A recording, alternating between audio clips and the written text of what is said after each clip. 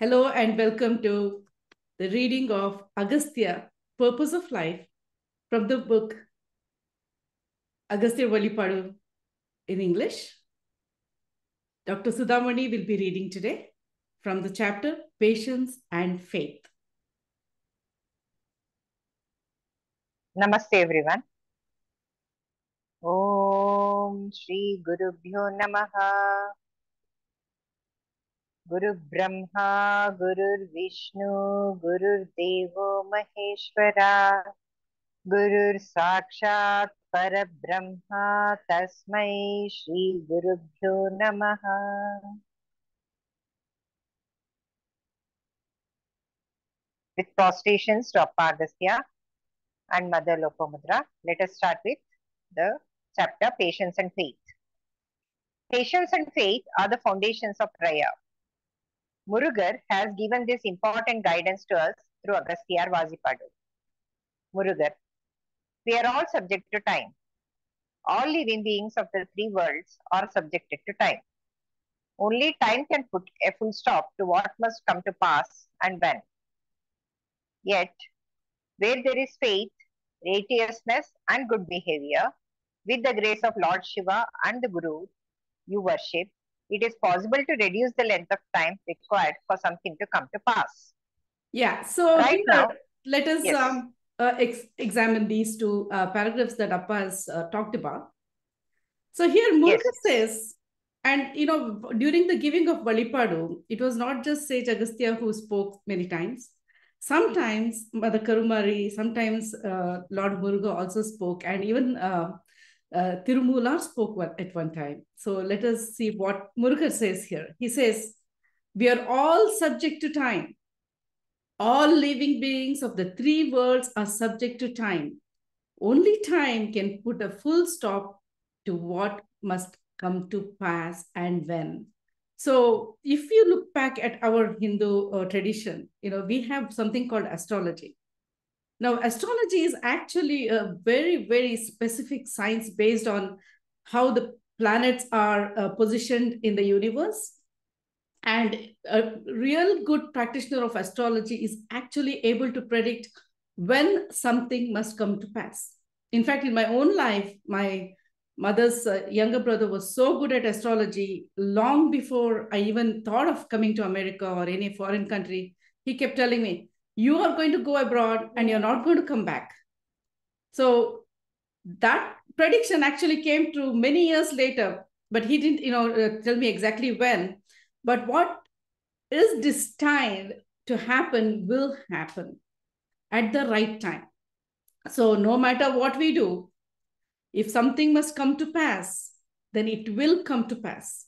And each one of us, if you look at astrology in our Hindu tradition, they chart the time we were born and what planets were prominent, dominant at the time, because those things also determine what is going to happen in our life and when it must come to pass. And Murugar says, only time can put a full stop to what must come to pass and when.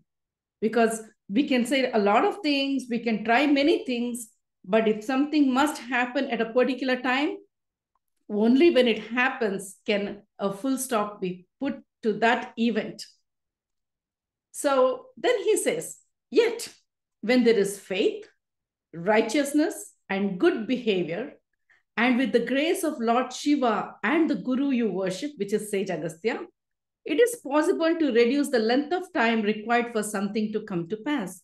For some things, he's telling us again, he's giving us a clue that where there is faith, not just faith, righteousness, and good behavior, then we can reduce the time when something must come to pass. Say, for example, somebody is destined to get married very late in life. But if that person's behavior is good, if their life has been based on righteousness and they have incredible faith, then the time can change. It can happen a little early. In my own case, there were a lot of astrologers who used to say, oh, she is going to not get married again. And it's never going to happen. There was only one marriage in her life. But, in a Ganesha temple in India, my daughter told me, Ganesha is going to get you married.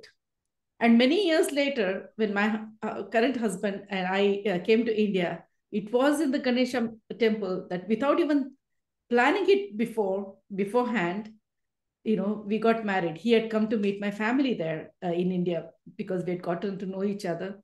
But he made a decision to get married, but he did not know about this prediction that had been made. So faith in God, righteous behavior can change things in our life. But we must remember, not just faith, but Muruga is saying righteousness and good behavior is very, very important as well. So that is why in Valipadu, we keep talking about, Sage Agastya keeps saying, you need to have the righteousness as the foundation of your life.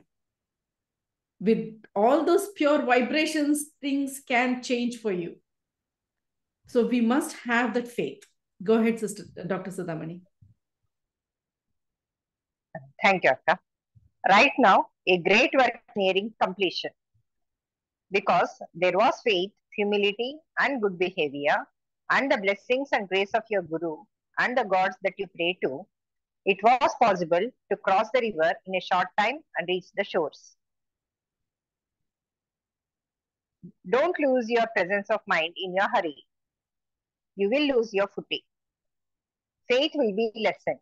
Hence, each one of you must pour the oil of faith into the lamp and light the lamp of patience. And in the shadow of that greatness, remembering God, pass the time. What you wanted to happen will come to pass without delay. That is beautiful. This is the guidance. So here, Appa is saying, right now, a great work is nearing completion. So what Murugar is referring to is the giving of the Valipadu. So in the English books, most of these discourses are based on topic. So it actually appears much earlier in this book than it will appear in the Tamil Valipadu books, because the Tamil Valipadu books have been written in a chronological order. So this message was given towards the end of the completion of the giving of the discourses of Valipadu. So he's saying a great work is nearing completion. Because there was faith, humility, and good behavior, and the blessings and grace of your gods and gurus that you pray to, it was possible to cross the river in a short time and reach the shores. So what exactly happened here was within 3 years, 16 handwritten pages of discourses, were given that were actually comprised of 16 notebooks. So such a vast amount of knowledge was given within 3 years. And he says, this is possible because of the faith, humility, and good behavior that you've all had. And then he says, do not lose your presence of mind in your hurry. See, we were also very eager. Oh, this needs to go out to the world. He said, you will lose your footing. So now this is not just connected with Valipadu. We should always remember, we must have faith. When we have God and Guru in our lives, we must have faith, and we must understand that it is okay to wait for things to happen. It is, it is our modern mindset that things should have happened like yesterday itself, not today or not tomorrow. So he says, have patience. Everything will happen when the time comes. And that is what Sri Ramana Maharshi always talks about. He says, just be. Whatever must happen will happen. Not knowledge must come will come. There are many of us in this in the spiritual circles who are like, oh, I don't feel anything. I don't get these experiences. You cannot demand these things. Those things will happen when the time comes. Everything has its time. So we must have that patience and faith. And then he says, if you hurry, then you lose your footing. So we will slip and fall. And that is very, very common in whatever we do. We do something, let us take time, whether it is material things, a social life, or a office life, or anything that we do, have a lot of patience, do everything deliberately. And he says, each one of you must pour the oil of faith into the lamp of patience. So have patience, pour the oil of faith. So on a foundation of patience, have faith. And in that shadow of that greatness, remembering God, pass the time. So no matter what happens, remember God, have patience, have faith, and what must come to pass will come to pass. So what will happen will come to pass without delay. So that's what he's saying. Go ahead, sister. This is the guidance for the event that took place today. I must praise your determination. All will end well. Going to time once more, surrendering yourself at the feet of the God that you worship. Walk on the path shown by your family deity, Karumari Amman. Such a great blessing is hard to come by for others. All of you close your eyes and go to God. So here, he's saying, this is the guidance for the event that took place today. And unfortunately, I don't remember what exactly happened on that day because, many times we were just, we were in the present moment at the time. We just wrote down what was said. But other than one or two times when actually Arultai Vijayalakshmi had the presence of mind to write out what actually happened, I never wrote down anything that happened which was being referred to that day. It is human nature to think that, oh, we'll remember something later, but we do, at this point, I can't remember what exactly happened. But we know that there was some kind of a challenge, and it came to pass without much of a problem because of the faith in God and Guru. Then he says, all will end well. So have determination. Whenever you're doing something, always remember God. When God is there, everything will end well. And bowing to time once more, surrendering yourself at the feet of the God that you worship, walk on the path as shown by God.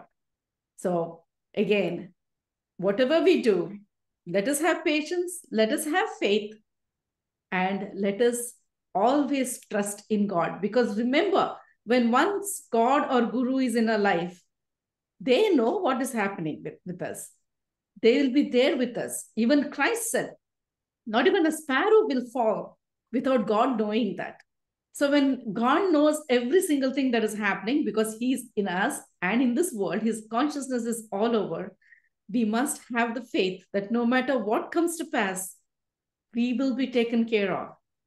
Nothing that happens in this life is a great tragedy. Remember that. You know why? Because we are just undergoing experiences and expressing things. We are going to come back and go through many different challenges, but nothing is permanent. It's like, think about universe or the creation as a dream. In your dream, you think, you undergo something really bad and you cry and you're feeling so bad. Then you wake up and say, oh, it was just a dream.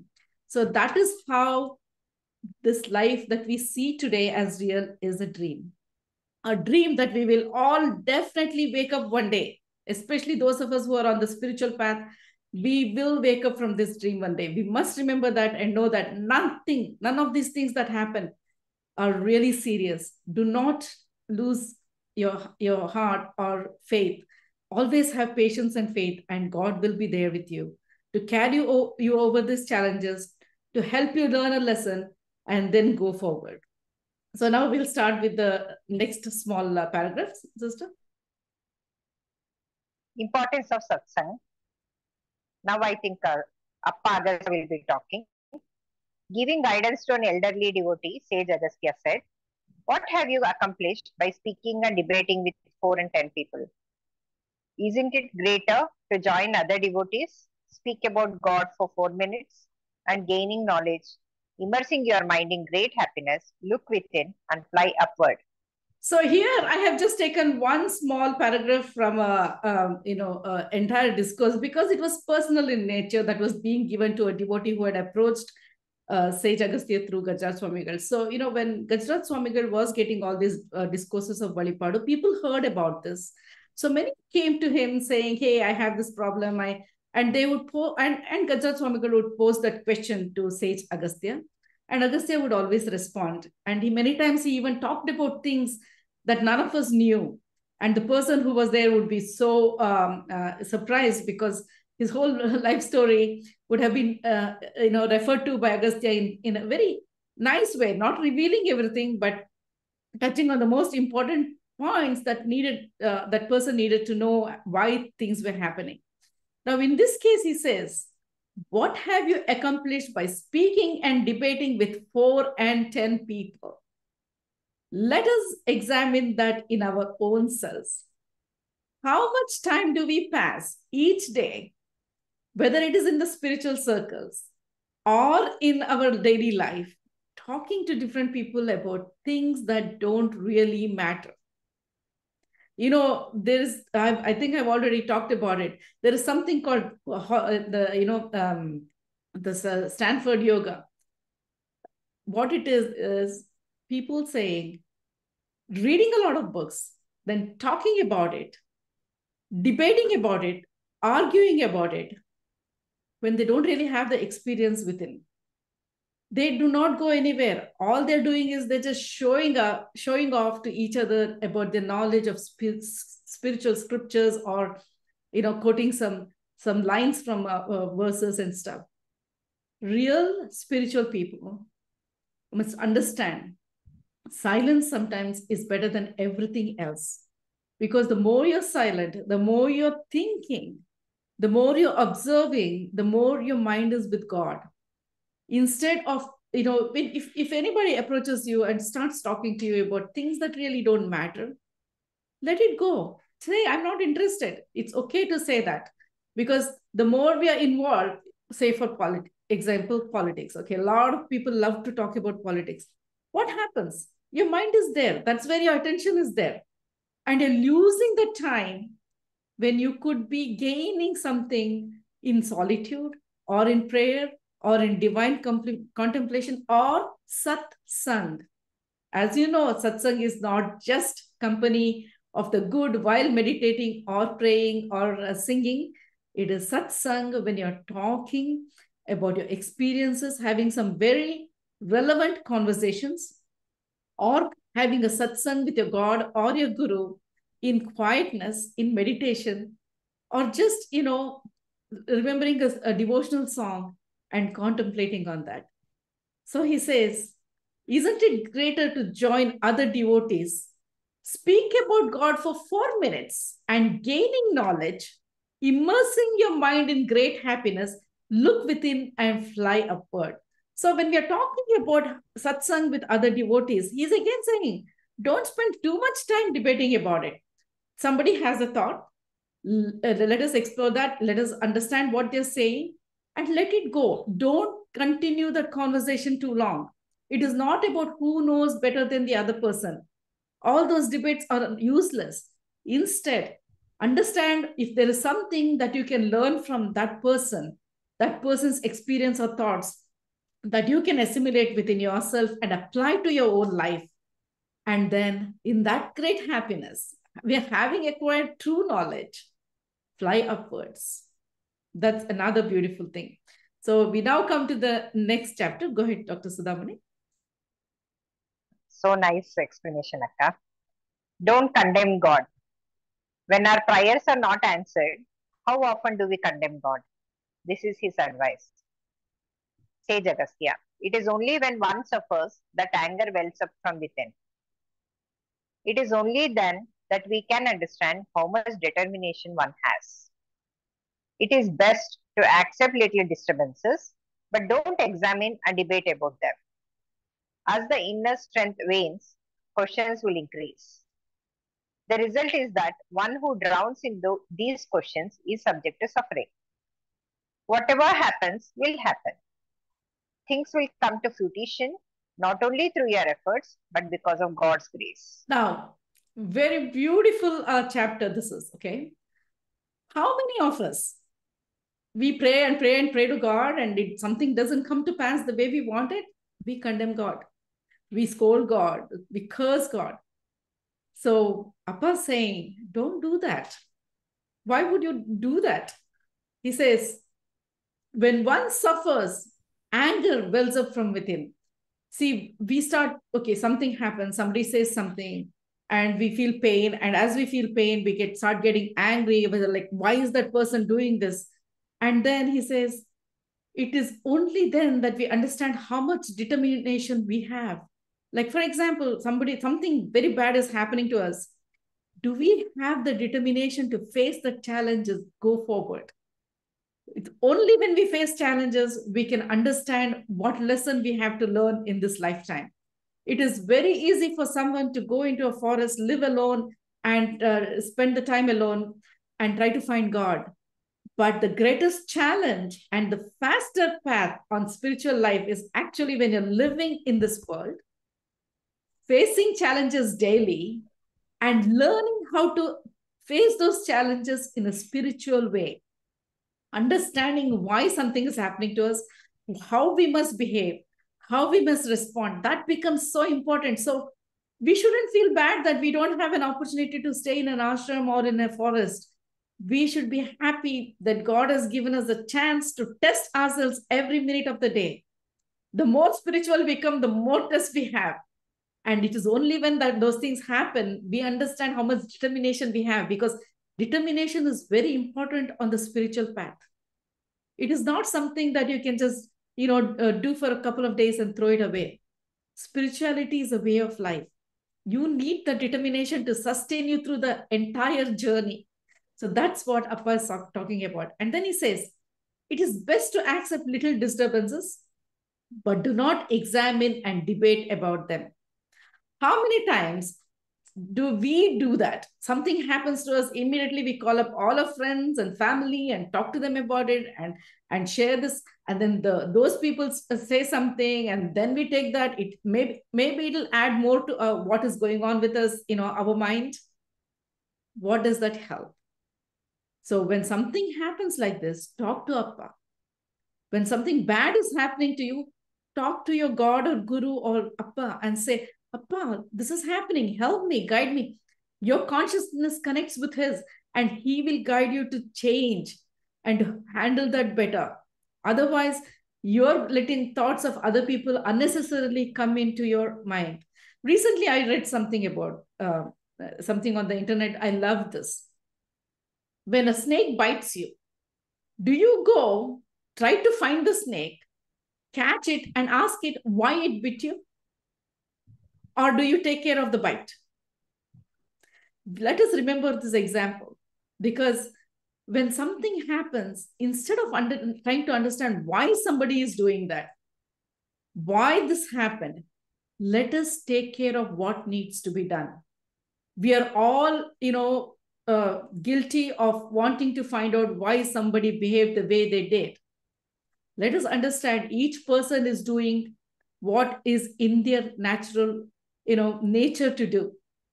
What we must do instead is see how we respond, how we react, because we cannot change others. We can only change ourselves.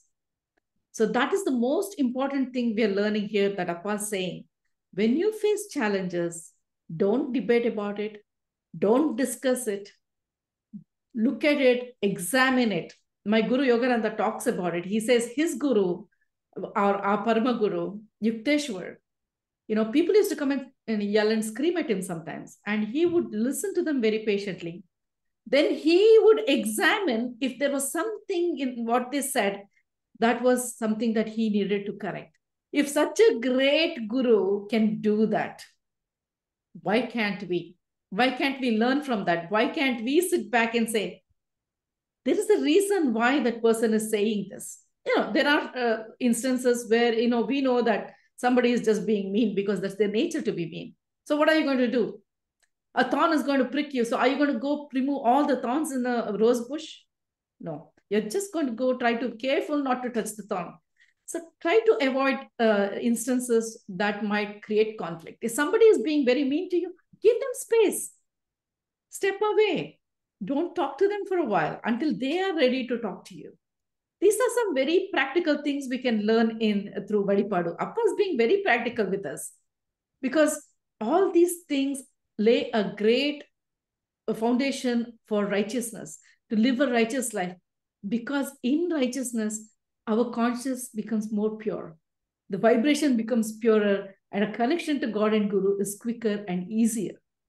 It's easier to connect to higher vibrations when we ourselves are pure. So let us learn to examine our mind and our thoughts every single day and see what we're thinking about, whether it is necessary for a spiritual growth. Always examine everything and look at it as a mirror for your spiritual growth and say, is this important or not? And let us understand another thing. If something is happening to us through somebody else, it's not because of that person. It's because we have done something in a previous life or in this life, which has brought that particular situation to us at that moment. So nothing happens to us that is not already set in motion by our own self. This is a hard pill to swallow, but swallow we must. Because when we understand that, we stop blaming others. So are you guys still able to hear me? Hello, can everybody hear me? Yes, Akka. Okay, great. So then he says, if there is little disturbances, do not examine and debate about them. So small things, let it go. Don't sweat the small things. That's a very important thing, that phrase that Americans use. Don't sweat the small things. Let them go. Bigger things, try to understand what it is trying to teach you. Then again, he says, as the strength wanes, questions will increase. As your determination wanes because you are getting more and more involved in something, think about it. Something happens, you spend the whole day chewing over it. You are giving it more strength by your own thoughts. The more you feed into it, the more stronger it's going to become. Your thoughts are powerful. So do you want to put that thoughts in the bad things that happen to you, or can you divert your thoughts? One of the best ways to escape from such a situation, escape mentally and not physically, is to start thinking of something else. Put your attention towards something else. Start cleaning something up physically around the house. Go outside for a walk. Listen to something that will change your mind, or find something that you love to do and do that. Because as soon as your focus changes, then the pain reduces. Or even if you change that scene and go away for some time, if you can, then you will realize that as you interact with other people, as you do something else, this becomes lesser and lesser and lesser. It is going to take some time to get to that stage, but we have to keep trying to do that. Every time we go through something, let us learn how to handle it, how to face these things. Then he says, the result is that one who drowns in these questions is subject to suffering. So when we keep on mulling over something that has happened, then we'll continue to suffer because of that. Whatever happens will happen. We must know that. And that is what Murugar said earlier in this discourse. He says, only time can put a full stop to something. So whatever must come to pass will come to pass. Let us stop running. Let us stand and accept it. And accept it and move forward. Things will come to fruition not only through your efforts, but because of God's grace. Again, God's grace is important. God cannot completely remove our karma, but he can help us with the time it takes to undergo something. He can help us by giving us the strength to manage it. So let us not expect God to just come and wipe away everything. That doesn't happen. Because if that should happen, then none of us need to go through all these lifetimes of living that we do and go through all the suffering. Each of us are subject to the laws, cosmic laws of the universe. Go ahead, sister. So beautifully explained. I particularly love the last sentence, Akka. That we always think whatever happens is because of us. That causes all the suffering. Now going forward, hence, one must only pray to God, not condemn the God or Guru who has protected you so far. Such a thing turns worship into a business of give and take. Observe how people behaved in the Puranas when they were faced with troubles. Then he gives different points. Should I go ahead? Go ahead, sister. First one. When the Pandavas were undergoing difficulties in Mahabharata, they didn't condemn God, rather, they placed their faith in God. It took 13 long years for them to overcome their difficulties. Second one, Remember all the suffering the three underwent when Sri Rama went into exile in the forest. That is Sri Rama, Lakshmana, and Sita Devi. They didn't condemn God. They didn't desert their Guru. Rama underwent troubles for 14 years. Third one. Despite the many tests and sufferings that Prahlad endured, he didn't forget God.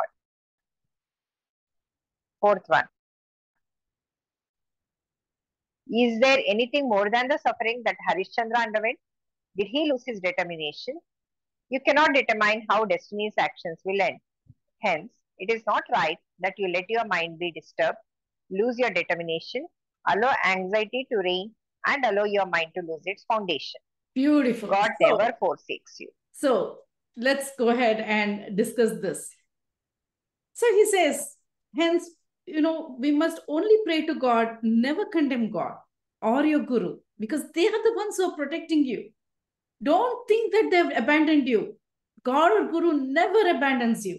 If somebody says that, they're wrong, because God and guru are above all the things that are applicable to human beings. We get angry with somebody, we may stop talking to them. God and gurus don't. If you are not able to feel the God or guru, it's because of your own, your radio station is not tuned in correctly. Your frequency is not tuned in correctly. You know why? Because you're letting your thoughts block it. Those mind waves are blocking that connection with your God and guru. So always have complete faith. And here he says, he gives us 4 examples from our Puranas.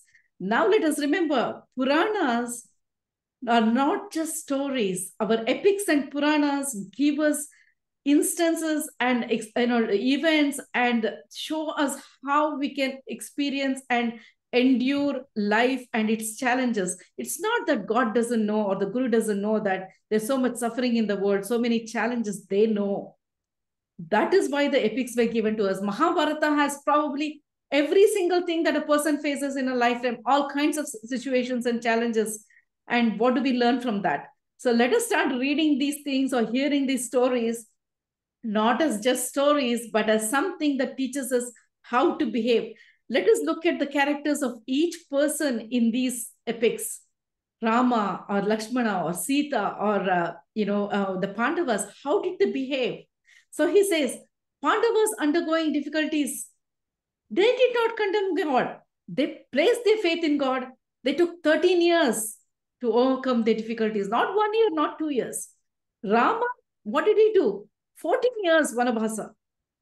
Think about that. If the great Lord himself could subject himself to all the difficulties and challenges of life to be an example to us, why can't we suffer for a few years or a few days or a few moments?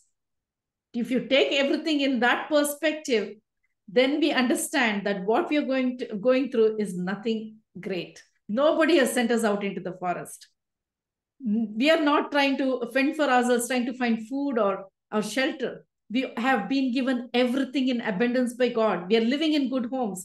We are driving our cars or vehicles. We do not have to think about where the next meal is coming from. When we have all these great blessings, why are we taking these small things, this I would call the luxury of suffering, so seriously? Because that's what it is. When we don't have food, we will not be thinking about why somebody said this or that. We'll only be thinking about hunger. It's because we already have food, because we already have been blessed with so much. We are worried about small things that really don't matter. And the bigger things are there to help us understand something. So let us remember that. Think of Prahalada, that little boy in the Puranas.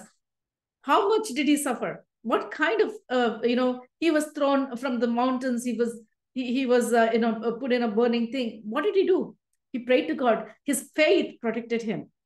That is how much faith we must have.